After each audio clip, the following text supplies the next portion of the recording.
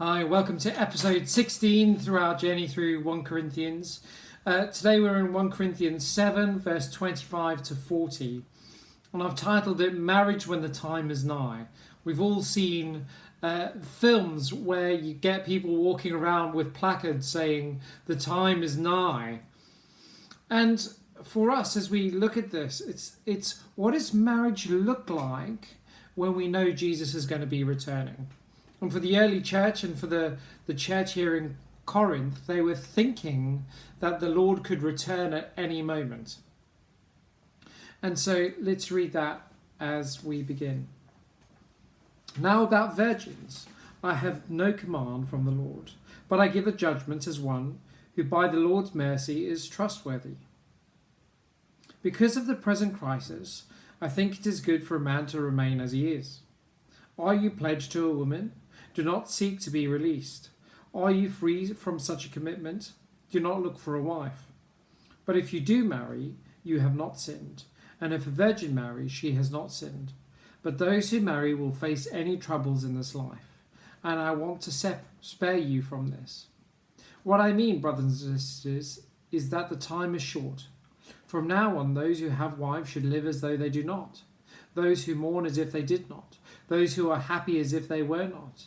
Those who are buying something as if it was not theirs to keep. Those who use the things of this world as if not engrossed in them. For this world and in its present form is passing away.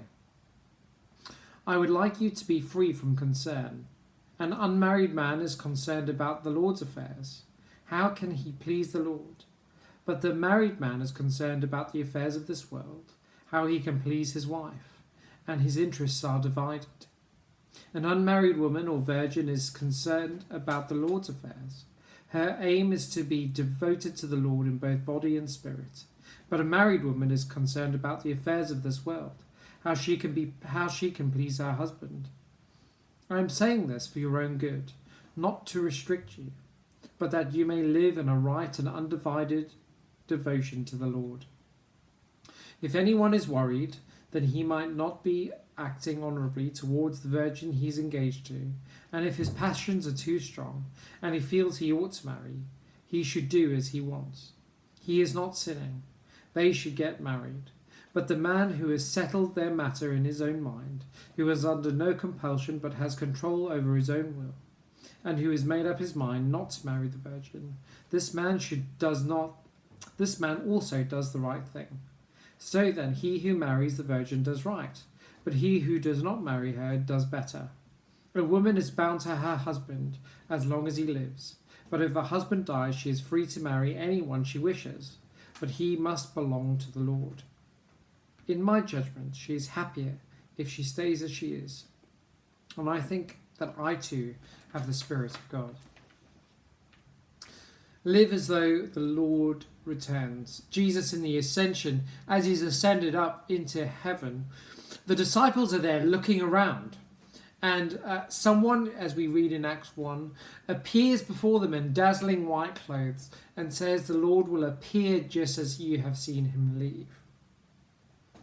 And Jesus talks about this throughout the Gospels, and we know that the date and time is unknown of when he will return. But he will come again. We say it quite often in creedal statements in the church. And as we go through our history, we know that the Lord will return again. And we can see that referenced here in verse 31, where the present things of this world will pass away. We live as a church, as a group that are looking forward to the return of Jesus as King. And it's with that in mind that we need to look at this passage in 1 Corinthians 7, verse 25 to 40.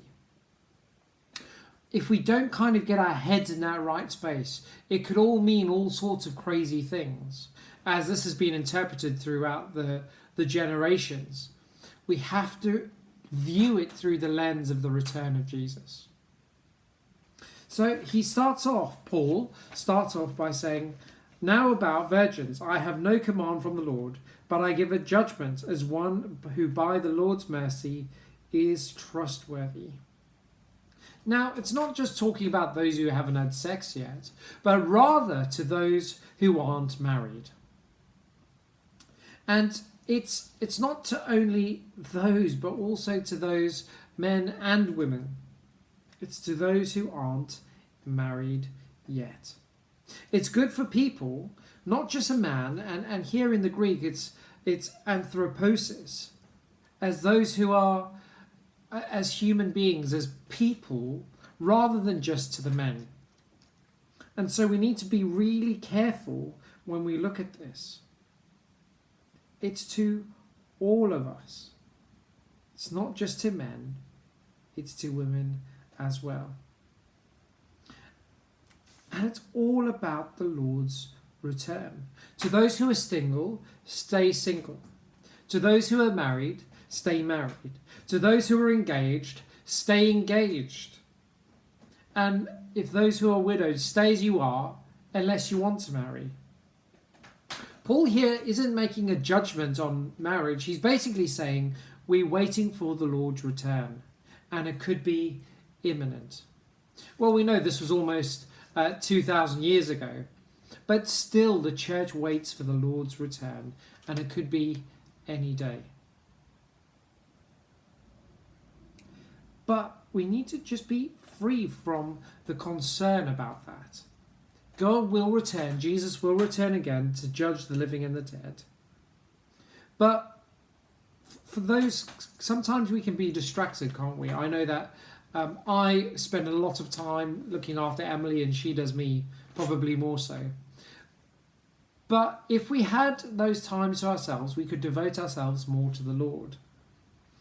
But here it's all about looking forward to the return of Jesus, but also going, how can we devote ourselves to God?